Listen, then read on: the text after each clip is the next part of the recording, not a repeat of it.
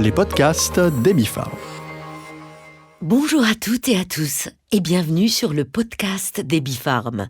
Je m'appelle France Hamel et je suis très heureuse de vous présenter aujourd'hui les différentes manières de gérer ses sentiments quand il joue au yo-yo.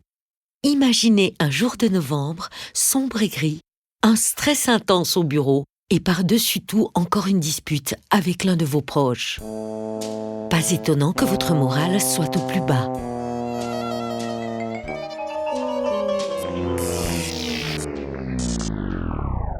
Un autre exemple, c'est l'été, le soleil brille et vous avez congé. Vous profitez d'un moment de détente, couché dans l'herbe, détendu, et vous vous laissez bercer par le bruit des petites vagues du lac, situé juste à côté de vous. Vous écoutez le brouhaha et les rires des personnes autour de vous, et vous êtes tout simplement heureux. Nous connaissons tous des changements d'humeur. Nous l'avons déjà tous vécu au moins une fois dans notre vie. On se sent misérable, triste et épuisé. Et l'instant d'après, un sentiment de bonheur nous inonde. On est à nouveau en pleine forme et plein de vitalité. Nombre d'entre nous connaissent ces états d'épuisement et de fatigue, et cette envie de ne rien faire, surtout l'hiver lorsque le soleil manque. Cependant, notre humeur peut également fluctuer à cause des changements hormonaux, des effets secondaires des médicaments, du stress et du manque de sommeil. Cet état est, jusqu'à un certain degré, tout à fait normal et fait partie de notre quotidien.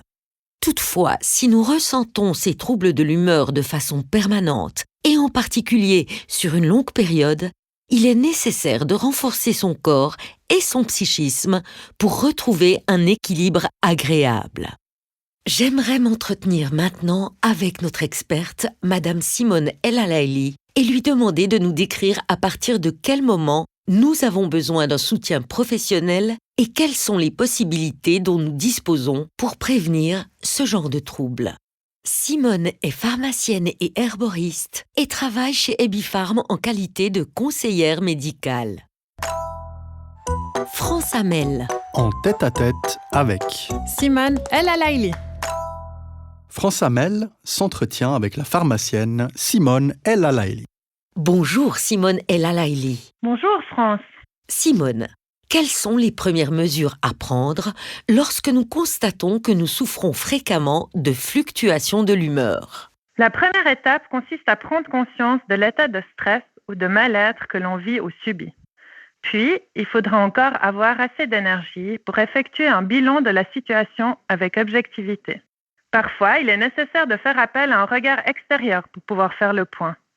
Mais chacun sait que les premières mesures à prendre concernent les piliers fondamentaux de la santé, c'est-à-dire veiller à se détendre, bien respirer et regarder au loin, introduire le mouvement dans son quotidien, profiter des bienfaits d'une alimentation saine et bien sûr garder confiance dans la force guérissante de la nature. Lorsque ces mesures ne sont pas suffisantes pour alléger notre humeur, la nature met à notre disposition diverses plantes qui peuvent l'influencer bénéfiquement. Pouvez-vous nous en donner quelques exemples? Oui, volontiers. Tout d'abord, j'ai envie de vous parler du safran, une épice qui vaut plus cher que de l'or. Certaines méta-analyses montrent que cet extrait végétal possède une action comparable à celle des antidépresseurs de synthèse. Ses principes actifs inhibent des récepteurs centraux, cérébraux, qui lient le glutamate. Et cet acide aminé excitateur est alors régulé et notre humeur s'en trouve améliorée. Puis, je vais vous parler d'une panacée, la mélisse. Paracelse racontait que la mélisse est la meilleure plante que la terre ait produite. Il disait, elle fait du bien au corps et à l'esprit. Elle a un effet calmant car elle diminue entre autres le marqueur de stress bien connu, le cortisol. Elle améliore aussi la qualité du sommeil et l'agitation intérieure. Mais encore, certains extraits de mélisse se lient spécifiquement au récepteur muscarinique M1 et engendrent une augmentation des performances mentales, ce qui provoque une amélioration de la concentration et de la mémoire. Je peux aussi mentionner le curcuma.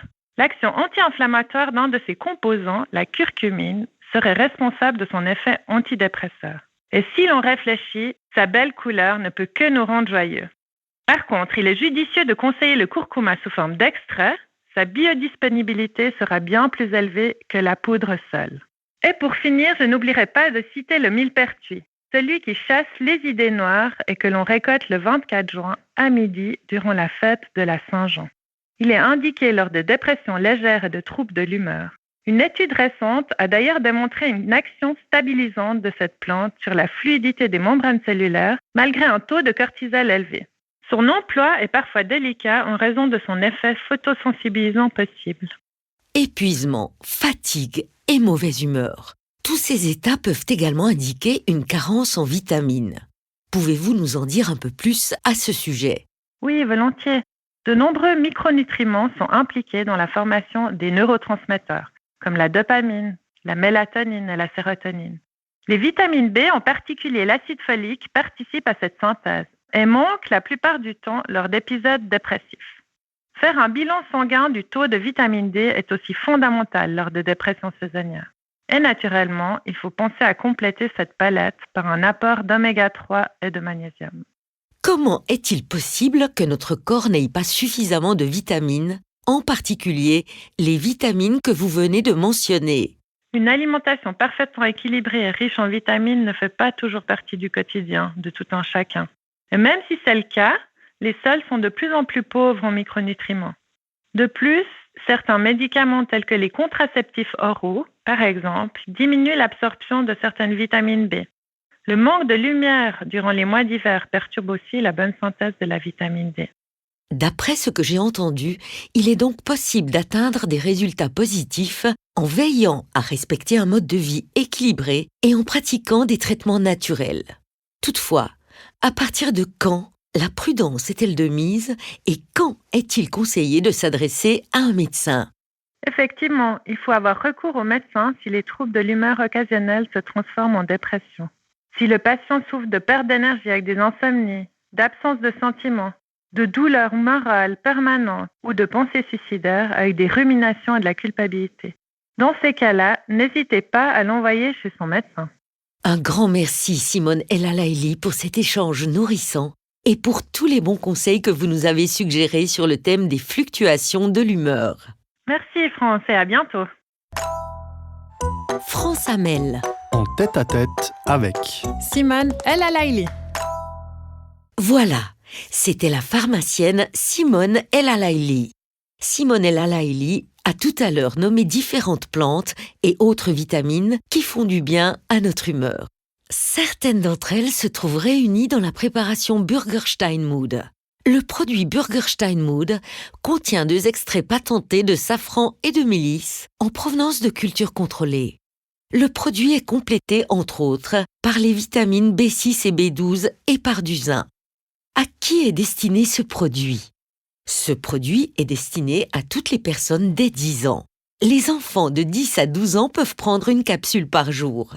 Les adultes et les enfants dès 12 ans peuvent prendre une capsule de Burgerstein-Mood le matin et le soir. Il est conseillé de respecter une durée d'intervalle d'au moins 4 heures entre les 2 prises. Pour quelles indications peut-on recommander Burgerstein-Mood? Pour les nerfs. Les vitamines B6 et B12 et la niacine contribuent à une fonction normale du système nerveux. Pour la fonction psychique, la motivation par exemple, les vitamines B6 et B12 et la niacine contribuent à une fonction psychique normale. Lors de fatigue et d'épuisement, les vitamines B6 et B12 et la niacine contribuent à la réduction de la fatigue et de l'épuisement. Pour le métabolisme énergétique, les vitamines B6 et B12, la niacine et l'acide pantothénique contribuent à un métabolisme énergétique normal.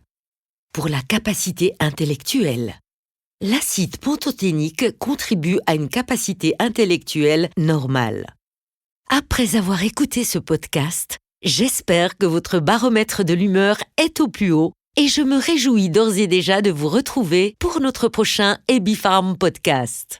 C'était France Amel, à votre disposition pour vous remonter le moral. Ceci est un complément alimentaire, ne remplace pas une alimentation variée et équilibrée et un mode de vie sain. Les podcasts d'Ebifarm.